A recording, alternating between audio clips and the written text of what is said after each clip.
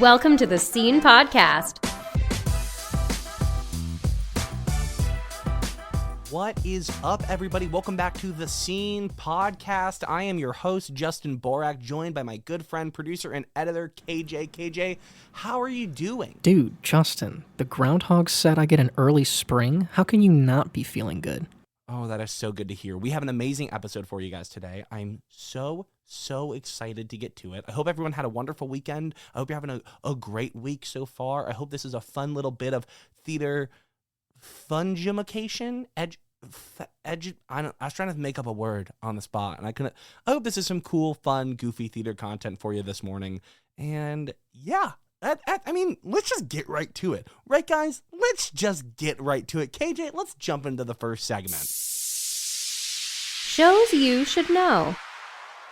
All right, it's time for Shows You Should Know, the segment where I get to do my favorite thing in the world, tell you all about plays and musicals you might not have heard of but need to consume ASAP. And guys, I'm excited about this one because I'm talking about maybe my favorite playwright in the last year that I've read, because we're starting off with Gracie Gardner and her play, I'm Revolting. So let me read you a little synopsis. 4 patients go to a skincare hospital for treatment, but among the 2 doctors, the patients, and the people supporting them, questions arise concerning who is sick, who is healing, and who has the power to decide. I love Gracie Gardner. I discovered her this past year. She's become one of my absolute favorite playwrights in existence. I would put her in my top 5. Like, that's no joke. She's up there with Annie Baker. I love Athena. It's a great play she wrote about 2 young women in the fencing world of New York City, battling for the Junior Olympics slot for the U.S. Super cool. She wrote another play called Blank Sludge. I'm not going to curse on here, but it is an amazing coming-of-age story for a girl, a brilliant satire. A lot of her plays aren't like incredibly appropriate for high schools, but they are great for colleges, I think. And I'm Revolting is another example of a wonderful ensemble piece. I would argue it's probably her best ensemble piece that she's like ever written. Sludge is a play that's more centered on one character and how all the other characters react around her, and Athena is kind of more about those 2 fencing girls. But I'm Revolting has an amazing ensemble of older characters, of younger characters, and it explores like medical and mental pain and anguish and how recovery looks different for everyone. I love this play. I love Gracie Gardner. She is someone to check out. Seriously, do any of her plays. I think she's brilliant. But a lot of professional theaters, a lot of colleges, colleges need to do Athena and Sludge. I would probably say I'm Revolting is more just for professional theater because there's a lot of like older characters like in their 60s plus, but still an amazing playwright. I just wanted like a second to nerd out about Gracie Gardner because I love her very much, and I think the world needs to know more about GG.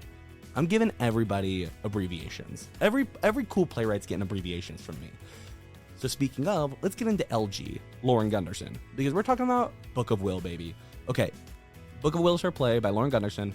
Without William Shakespeare, we wouldn't have literary masterpieces like Romeo and Juliet. But without Henry Condell and John Hemingway, we would have lost half of Shakespeare's plays forever. After the death of their friend and mentor, the 2 actors are determined to compile the first folio and preserve the words that shaped their lives. They'll just have to borrow, beg, and band together to get it done. Amidst the noise and color of Elizabeth, London, the Book of Will finds a unforgettable, true story of love, loss, and laughter and sheds a new light on a man you may think that you know. This play is the epitome of plays for Shakespeare nerds. That's just what it is. It's beautiful, it's funny, it's great. It's written by one of the most produced playwrights alive, Lauren Gunderson, but it is like perfect for anyone who's teaching, learning, or just obsessed with the bard. When I first learned about the first folio, if you don't know what the first folio is, it's like the first collection. I mean, we all have Ardens, we all have Riversides, we all have like Shakespeare collections. The first folio was the original version of that. It was Henry and John, these 2 actors who worked under Shakespeare after Shakespeare passed away, getting together all of his plays that they could find, putting them into one big book, binding them together and showing people his work like on paper. And that's what this play, it's a fictitious retelling. I think it's partially fictitious, partially true, but it's a retelling of like how they put that book together, how they found all these pages to do this with. And it's just so great. For any Shakespeare nerd, it's like such a fun read if you are obsessed with Shakespeare. It's contemporary, it's funny, it's cool, it's really produced. It's currently happening actually at my graduate school. West Virginia University is doing it in our spring semester of 2024. But it is just a wonderful play for any college, any high school, any professional theater to do. Book of Will, Lauren Gunnarsson, a great play to like ease into Shakespeare or to do as an homage to like a love of Shakespeare, either way. But this last play I want to talk about is something I never heard of, and I read yesterday or the day before, and I fell in love with it, okay? Ideation by Aaron Loeb. 90 minutes from now, a group of stressed out corporate consultants is slated to present their work on a mysterious project. It's time to brainstorm within the morally ambiguous parameters they've been given so they can make it to their kids' soccer games and continue their ill-advised affairs. But as they work, the question of what they aren't being told looms ever larger, becoming harder to ignore. If something truly monstrous is going on, it would be happening over Starbucks scones, wouldn't it? A ferocious and hilarious thriller. Okay, this play is so fun for all types of production, high school, college, professional, all of it. It looks into like the humor and craziness of like a fast-paced business lifestyle. It's very simple, it's funny, it's cool. And when I was reading this, I was like, why do I think this is so funny? And I was like, oh, this would be my dad's favorite play. Ideation would, and that is like, my dad sees a lot of theater, obviously. I'm his son, I force him to. But this would be, my dad would love it. He would get any dad, any mom, anyone who works in the business field who has like a kid in theater and went to see their kid doing this would lose their mind. I was like, oh my gosh, this would be a great play out of college. More colleges need to do this play. Ideation by Aaron Loeb, a hilarious like business satire, but like chill and funny and cool. I loved it a lot. I love this read. I never read anything by Aaron Loeb before AL, but I loved it so much. It was great. So Ideation by Aaron Loeb, yeah, Book of Will by Lauren Gunnarsson, and I'm Revolting by the beautiful, wonderful, amazing, talented Gracie Gardner. Oh, mwah, Gracie Gardner, so good. I hope you guys read these, and I'll see you in the next segment. Theater in a minute. All right, it's time for Theater in a Minute, where I explain something from theater past, present, or future as quickly as my brain lets me. Today's topic is Henrik Ibsen. So KJ, let's get to it. Let's start the clock in 3, 2, 1. Henrik Ibsen was born in 1828, and he was a Norwegian playwright considered one of the most influential dramatists in the history of theater. He's renowned for the realistic and psychologically complex dramas that challenge societal norms and conventions of his time. Basically, the OG Annie Baker. He's kind of like the in-between of Chekhov and Baker, but we'll get into that more in a second. Ibsen's work often addressed controversial themes like women's rights, morality, societal expectations, and the human condition. Some of his most famous plays include A Doll's House, Hedda Gabler, Ghost, and Enemy of the People. His plays revolutionized the theatrical landscape by introducing a more realistic and introspective approach to storytelling, paving the way for modern drama. Ibsen's legacy continues to impact literature and theater, influencing generations of playwrights and artists around the world.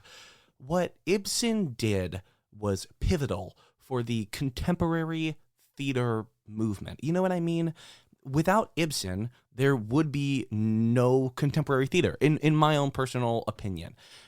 A Doll's House is one of the most brilliant plays ever written. And it is a simple tale of a woman who is unhappy and trying to figure out what to do with her life. And he wrote it in this wonderful, brilliant way that changed the dynamic of, contemporary theater forever, feminist theater forever. A Doll's House is a brilliant piece. Henrik Ibsen, if you love contemporary theater and you need to do some work, read some Henrik Ibsen. But I know sometimes old theater in the late 1800s, early 1900s, it's hard to bite off. So here's a couple adaptations or productions that I love that I think you should check out. First off, An Enemy of the People is coming back to Broadway. Crazy, directed by Sam Gold. He's like Annie Baker's go-to director, which is so cool. But it's a new version written by Amy Herzog. Amy Herzog also just wrote A Doll's House with Jessica Chastain, I believe, that was just on Broadway. Amy Herzog is like a killer playwright. Mary Jane, so good. So we love Amy Herzog out here. So I'm really, really excited to see this play. I believe, who's in that? Jeremy Strong, the guy from Succession, is in that play. So it's going to be great. And then A Doll's House, one of my favorite plays, one of my favorite theaters, Everyman Theater, did an adaptation by Joni Schultz. She also directed it. And it was a I'm trying to think how exactly to word it. It was a really, really good adaptation that really scaled things even more down and almost focused more on like Torvald and like how his reaction to the way his wife was treating him throughout the entire play. Was there like Nora and Torvald's relationship was a lot more subtle, and there were a lot of nuances. It was really, really pretty. If you're able to get your hands on Joni Schultz's adaptation of A Doll's House, it's great. And then if you love really fun adaptations that do something different, I'm sure you've heard of this before, but A Doll's House Part 2 by Lucas Nath is amazing. Basically, at the spoiler alert. So skip to the next session if you don't want to be spoiled for A Doll's House that was written in like, when was it written? In like 19, like, I don't know, like 10, whatever.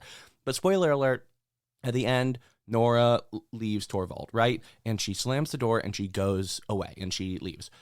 The Doll's House Part 2 picks up 15 years later with Nora coming back to finalize the divorce with Torvald. And it is like so good. So good. Oh, dude, it's one of my favorite adaptations. A Doll's House Part 2. I mean, it's brilliant. It went to Broadway, like a bunch of famous people have done. It's a really great play. So make sure you check that out, A Doll's House Part 2.